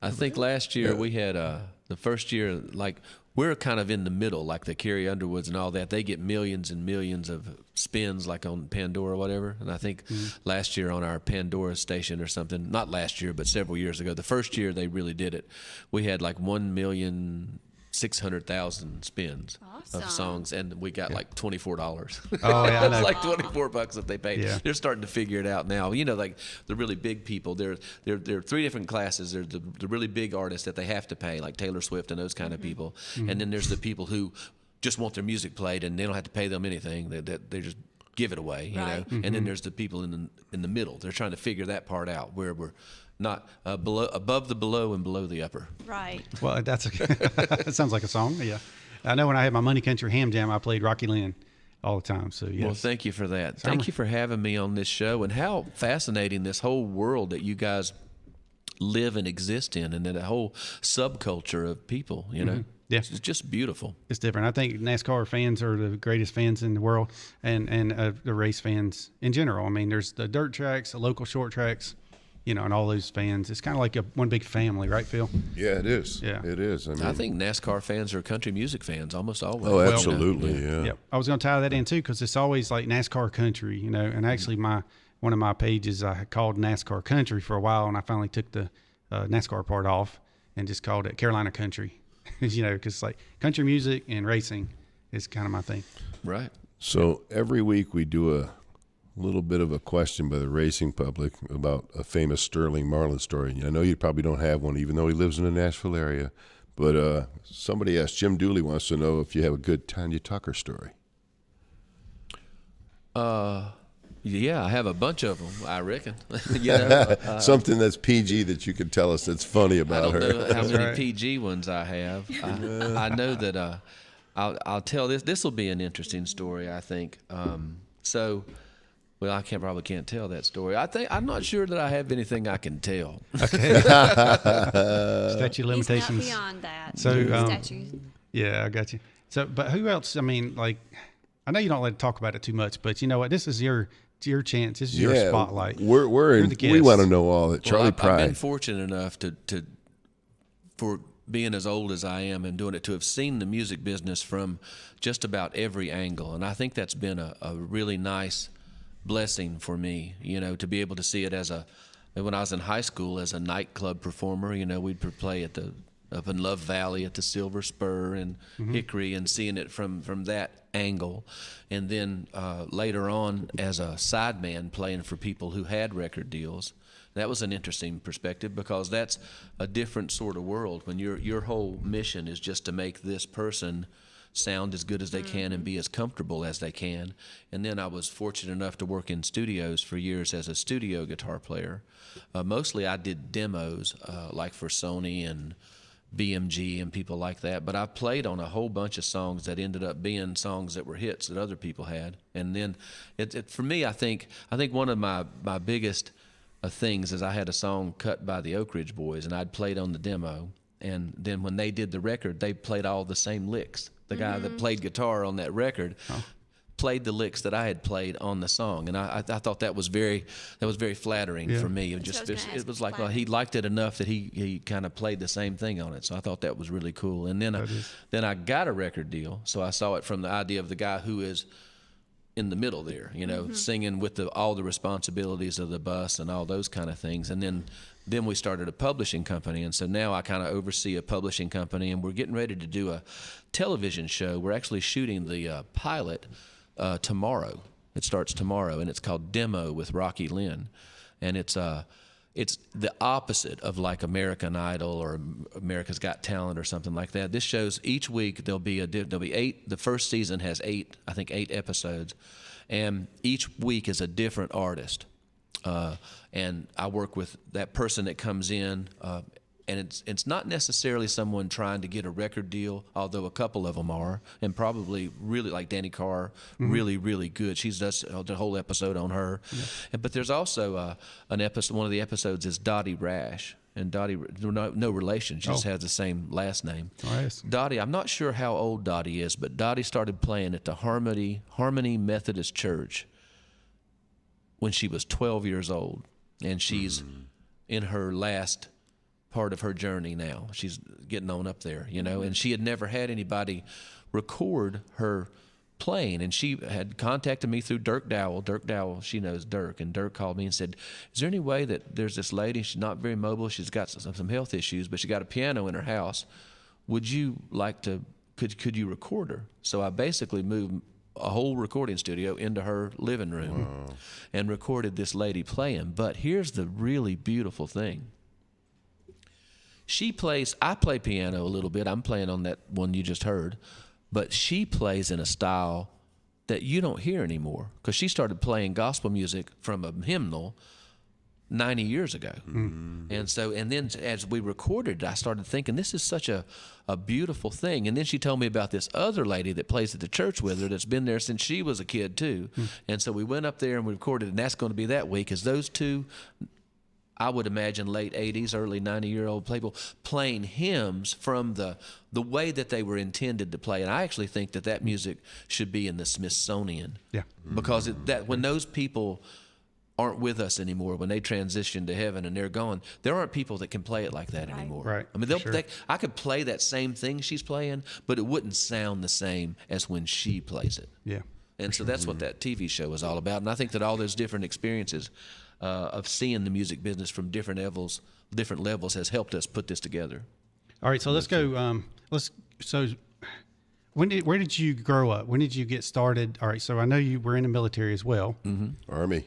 82nd Airborne. Army. Yep. So we want to talk about that stuff too. Well, I spent the first part of my life down in Troutman at the Barium Springs Home for Children, and the first time I ever heard a person play guitar was a guy named Niley Binge, and he came and sang songs for us. He sang "Going to Alabama with a Banjo on My Knee" and "Tie a Yellow Ribbon," those songs. And I remember sitting there at 4 years old in front of him on the floor watching this man play guitar and knowing that I was going to do that for the rest of my life. One of the weird things about my life is I've always known exactly what I wanted to do, but have no idea how to do it or how to get there, and still don't, for that matter. I'm still flying by the seat of my pants, yeah. But I fell in love with guitar that day, and that's my goal, is I want to learn how to play the guitar. I want to figure that out. And so I grew up there, and then I was adopted, and I moved over where I live now, the house that I live in now. And then when I graduated high school, and during high school, I played in a band called Nightwing around here, and we played all the big clubs. They were all older men. They were all my age men now. So they would go and they'd all drink and whatever, and I would drive the school. We had a 1963 Chevrolet school bus that we bought from the Iredell County Bus Garage for $500. That's what we paid for it. And it had a hole in the top of the gas tank, so you could only put half a tank of gas in it. That's awesome. And all that's true. And we would drive it and play, and I would drive them back. And I think that's why I never became like a big drinker or that sort of thing, because it was like, I would like, these men could make it if they would just apply themselves. Right. Now, of course, I know now that they probably couldn't have, because there's so many more variables. You have to be able to, and I think racing might be a lot like this, you have to be able to say, I don't have a plan B. I don't have something else I'm going to do. And so when people say, that's fortunate enough that we've had, I've had songs recorded by Steve Wariner and played on a whole bunch of records and stuff like that. But the reality is, I had an attorney in Minneapolis once that said, "You're just too stupid to quit," right? And I think he was right. Oh yeah. All right. So then what propelled you to get into the Army? Well, I went in the Army because I wanted to go to that guitar school in California. I would love to sit here with you and tell you that I'm patriotic and I love my country, which I do, and that I joined the Army because I wanted to serve. But I kind of, some people come from money. I came from no money. Okay, there was no money. There was no one's going to help me go to college. If I was going to go, I was going to have to find a way to do it. And the Army had the precursor to the GI Bill was called VEAP, V-E-A-P. That's Victor Echo Alpha Papa for those military-minded people, which stands for Veterans Educational Assistance Program. And you could contribute monthly from your pay, and then they would match that. And then they had and if you did it the whole time you were in, they had a big other thing that could help you too, because this guitar school was really expensive. It was way more than like going to Mitchell would have been, or even going to like UNCC or something. It was a 1-year intensive guitar program called Musicians Institute, and I wanted to go more than I wanted to take my next breath, because I thought I could learn how to play, And so I went in the Army so that I could go to that school. And when I got out of the Army, I went to that school. And here's an interesting story about that. Like when I was at North Iredell, there was Dennis Klein. I don't know if you remember Dennis. He was a great guitar player. And I wasn't a great guitar player, but I was kind of like the rock version of Dennis Klein. And then when I was in the Army, I was the best guitar player in my barracks. Now, that doesn't mean anything, but I was the best guitar player in my barracks. And then I moved to Hollywood, California. So my first day in Hollywood, I am in my little one-room apartment that the Army has graciously given me the money to have, and I'm ready to start this school, and I have this little battery-powered amp and a guitar, and I just know that any minute someone's going to discover me. Right. So I go out into the courtyard of our apartment where I was staying, my little apartment. I put my little amp there, and I just play in every note I know. And there's this guy that's doing gardening work for the apartment complex. He's cleaning up. And he's all frail looking. He's an older fella, and he keeps looking at me, and I think, oh, he likes my playing. So I play harder, try to play faster. And he starts working his way toward me, and I'm like, oh man, and I was playing harder. And then finally he goes, there's an easier way to do that. And he's covered with dirt. He looked like a homeless person, but he was a gardener. Probably Bo Diddley, right? So I handed him my guitar, and man, he showed you how. Man, the angels were singing. That guy played that guitar, and I thought, man, I don't have a clue. And I took my little amp and I went back up to my stairs. Now I had been deployed to a war zone. I was in the 82nd Airborne, and I sat down on my couch and I cried. I wept. I'm like, oh my God, I've spent my whole life to get here, and the gardener cleans my clock the first day I'm here. And that was a crossroads in my life. I think that was the day that I could come back here and be the guy that went to California and probably get in the band or whatever, or I could dig in and try to learn it. And I made that a point in my life that every time I hit those walls, which you hit those walls all the time, Sure. instead of trying to turn around and go the other way, I would try to learn it. Right. And so I dug in, and I still don't know how to play guitar, but I'm trying to figure it out every single day. I'm working at it. You're just very modest. I mean, that's good. I like the way you play guitar. So Yeah. it sounds professional to me. Well, you know what they say. Yes. So, Rocky, what would you say out of everything that you do involved in music is your favorite part, like your passion? My passion is playing the guitar. Is playing the guitar. I love to play the guitar. I enjoy writing songs, and I love playing with the band that I have now. I mean, I've been in, like you, all the times that you've jacked up. I've played in hundreds of bands, maybe thousands. You know. Yeah. I've been in hundreds of bands, and I've played every Piggly Wiggly from here to Yazoo, Mississippi, every grand opening of whatever. But I am in the best band I've ever been in now, and they're all people from here. And I believe it's because all the men and the young lady, Dalen, that we play with now do it completely for love. Right. They just love it. Passion. You know, there was a point when I had a record deal and I had an amazing band, but those guys were like assassins. You know what I mean? They were precision and perfect, but they were doing their job. Right. And when their job was over, and they wanted their own room and their first class plane ticket, and that was that. These guys in my band now just show up and say, "Hey, you want to pick? Let's get together and play." And that love of music makes what we do really gel. And I think it's interesting to see what's going to happen with it. And if you want to see pictures of this, I mean, I've seen a lot. I go into your Rockie Lynne on Facebook, and you can see a lot of pictures from the places you've been and you've played. And also on your website, you can go on there and see some as well. I should do that. But yes, I'd like to should. see what's. I don't know what's on there, but I'd like to see it. I know Susan knows. I bet she probably put it there. Probably so. But you, so definitely if y'all want to go on there and check those out. All right, so you were in the military. We're going to, if it's okay, if you got time, we'll go a little bit over just because we haven't really gotten into the rest of your story. So you got out of the military. I got out of the military, and I moved to California. And then I went to California. Here's how I got to Nashville. This is an interesting story, I think. So I lived in California, and I told you about that band. I almost got in this kind of famous band, and then I didn't get the job. And I was kind of brokenhearted about that. I really felt like I was going to get that job.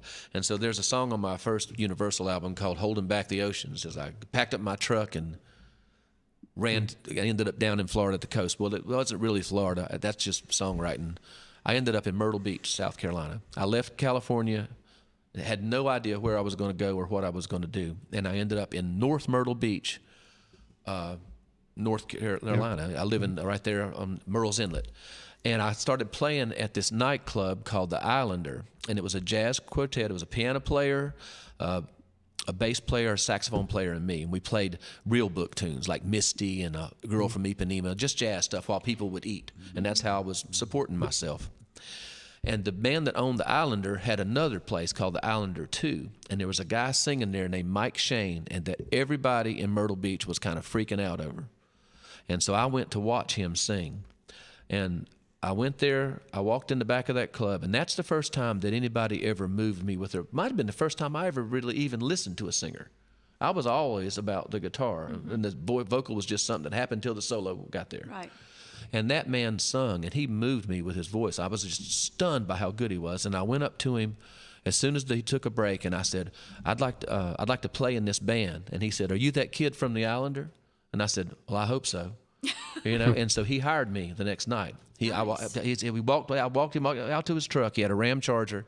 He gave me a Vern Gosdin cassette, chiseled in stone, and he said, "Learn this, and you'll know how to play country music." All right. And so the next night, I was on stage with him, and he played all those Vern Gosdin songs, his song, and I played them. And he said to me, I didn't mean learn it in one night, son. Yeah, that's good.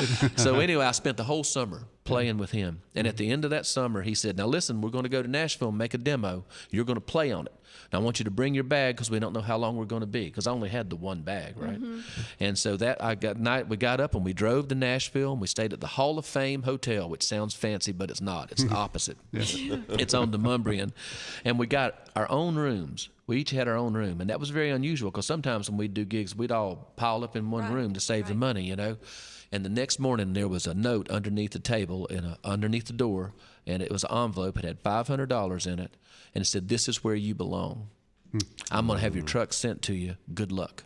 That's how I got to Nashville. Wow. And that night is when that night is when I went to Skulls and I met Red Volkart. And the next night I was at the Grand Ole Opry. So it just kind of like How about fell into that? place. It's got that man. He said, "You don't belong. You should be here, where this is where it happens." Yeah. But I see that goes to show I still had no idea. My wife says I'm a late bloomer because I just come into it later, you know, and Things that's happen. how I got to Nashville. And you got to be in the right place at the right time too. You know, it's not all what you learn or who you know, but timing and being able to, just like you said, stay motivated and go for it. You have to just be in the game until your stars align, and it may take a long time for that to happen. does. That's But what I was gonna say. absolutely, positively, for sure, if anybody's listening that's thinking about doing this music thing or probably the racing thing too, if I can do it, you can do it.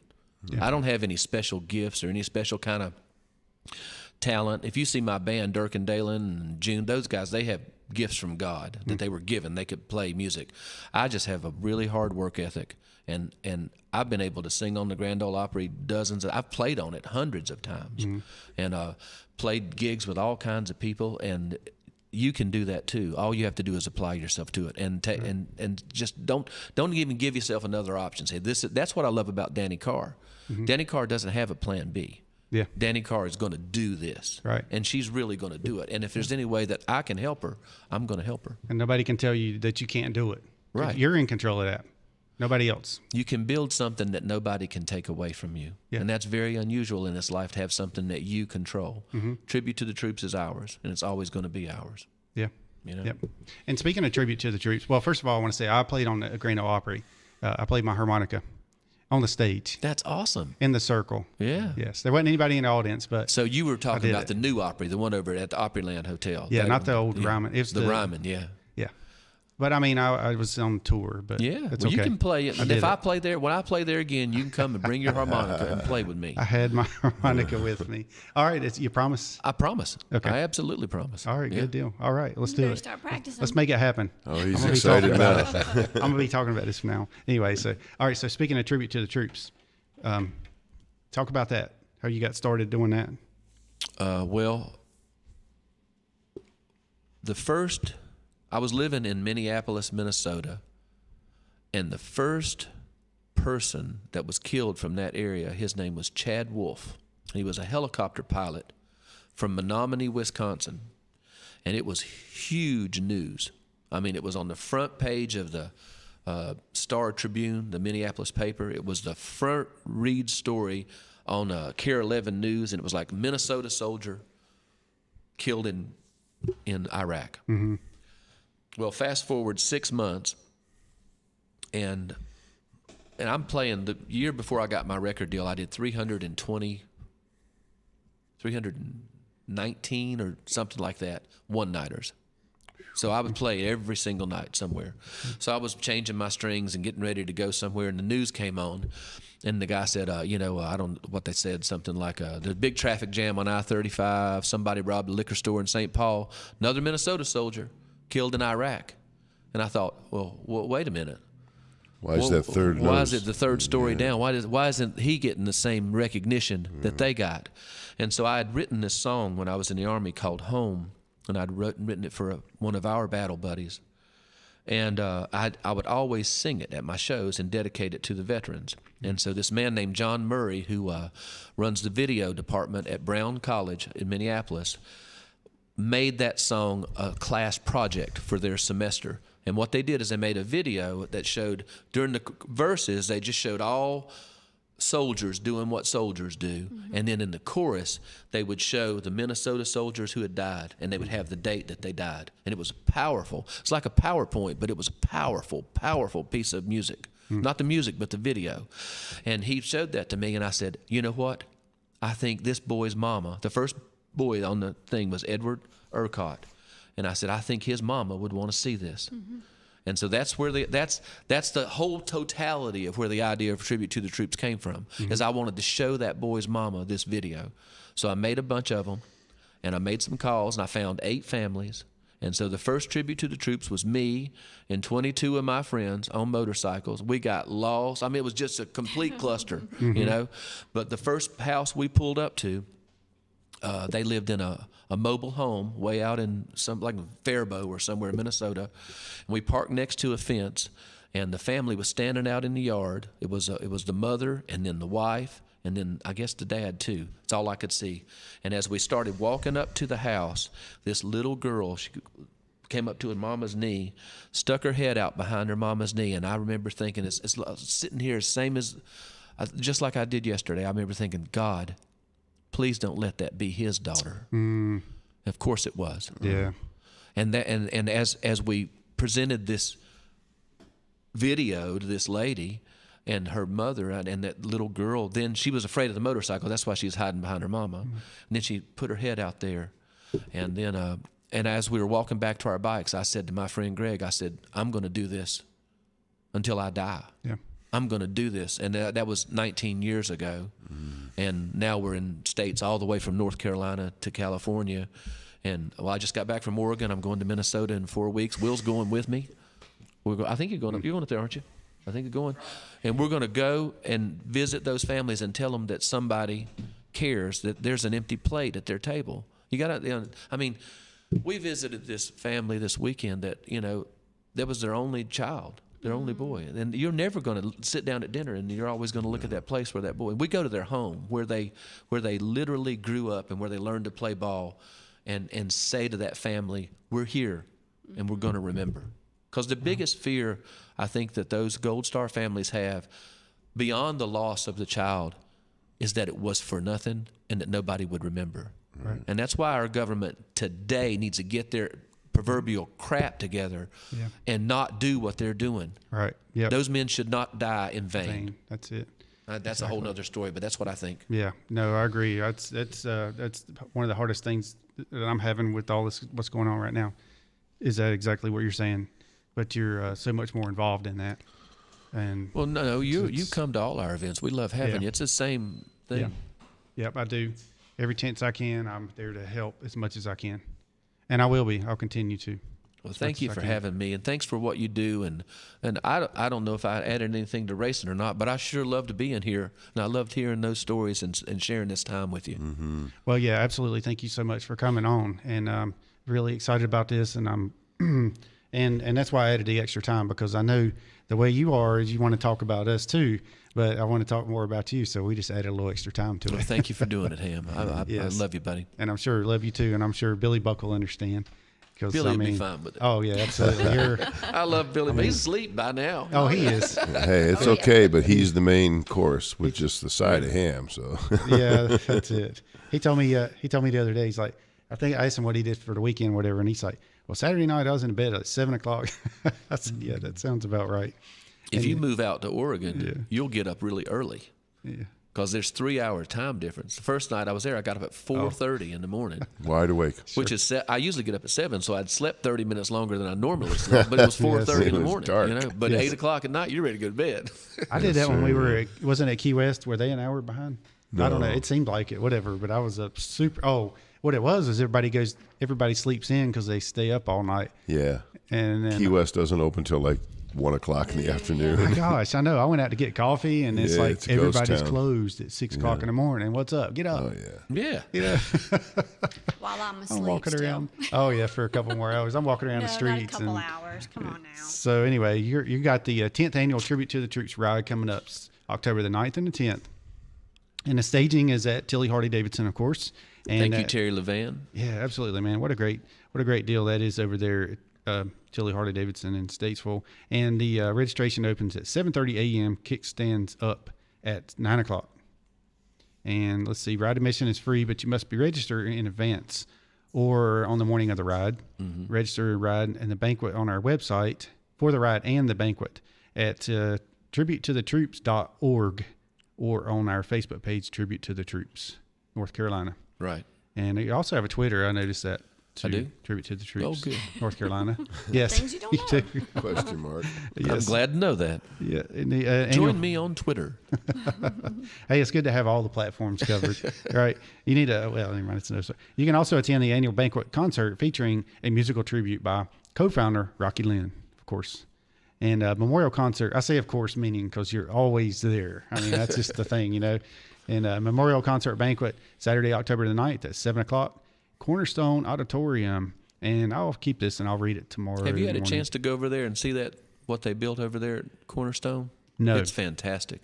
If you've got a venue, like if you're going to have a wedding reception or you want to just have some kind of event, it doesn't have to be a musical event. It could be a dance event or just a reception. They have a fantastic facility that Pastor Crosswhite and Renee have put in over there, and they had the best sound company on the East Coast, All American. Oh, install everything. You know, that's the one thing is we've seen every curveball you can see. Yeah. Like this room. Yes. This room was a nightmare. Oh, when you guys moved in here, Billy called me over and said, "Look at this room," and Yes. we couldn't understand a word anybody said. There was 5.5 seconds of reverb in this room. Yes. And then we built these walls and all these panels and the stage and all that, and it turned out just. I never look at it that when I see on the Facebook or when it's something that I'm not just overly proud of how great it turned out and how it's helping bring the arts up in Iredell County, and that's my goal. My goal in life now is to have artists respected and artists and bands treated the way I always had hoped my music had been treated. Yeah, very good. That's the thing. You got to find your why, and you found your why, and then you're using it. You're spreading it, spreading the love. Or know what you're about. You know, I had lunch with a really great musician recently. He was a super talented guy, and we were looking for people who might want to be on this TV show, right? Mm-hmm. And I asked him, I said, "What's your music about?" And he had no idea. You know, you got to figure out what you're about first and why you're there, you know? Yeah. You hear me sing 2 songs, you'll know pretty much everything about me there is to know. Yeah, that's right. Yep. So I have a video on YouTube as well. At whenever this was just bare walls and bare floor and all that stuff. When I come walking in, and you can hear the echo in here. And then I also did one whenever we were completely done. Nice. I'll have to send you that video. I would like to see that. Yeah, I put it all together. It's got Hoss in it. Yeah. Yeah, it's got Billy in it, of course. And I started out in the old studio when we were moving, and it comes up here. Yes. Anyway, so well, thanks again for coming in. And It's my honor. you come in tomorrow morning and hang out with me and Billy sometime. What time will you be coming in? I'll be here at 6. Yeah, I'll pass. About 10 after. He said he gets up at 7. You sounded so real and I'll send you reassuring. some love. I'll be thinking about it. Send him a text like Terry does. Yes.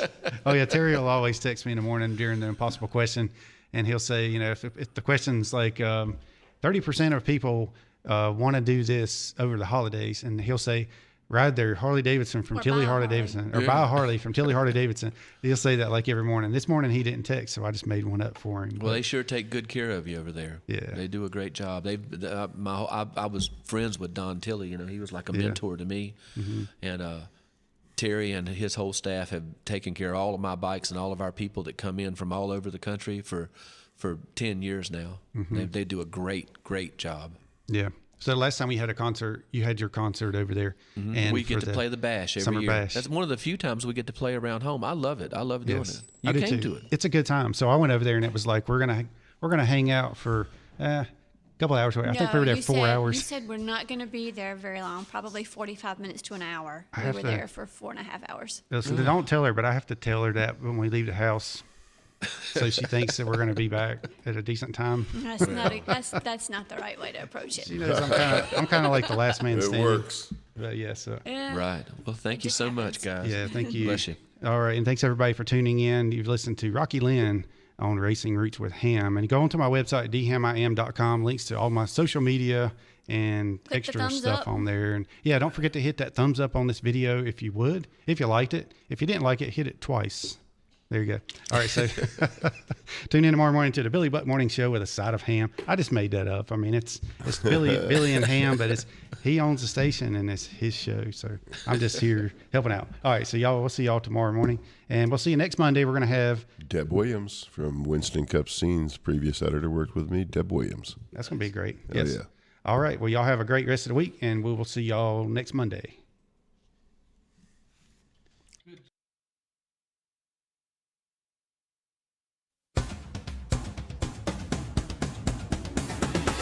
Welcome to Racing Roots with Hamm. If you don't know our host, David Hamm, he's a 25-year NASCAR veteran, engine builder, and jackman. Live every Monday evening, we have a new guest From the racing world with their stories, their paths, Their racing roots. sponsored by Jersey Cape Yachts. Real Country 550 and 92.9 WAME Statesville. Finally, an independent specialty pharmacy in the Lake Norman area, Lakeside Specialty Pharmacy, where they're committed to care for you, your family members, and our furry friends.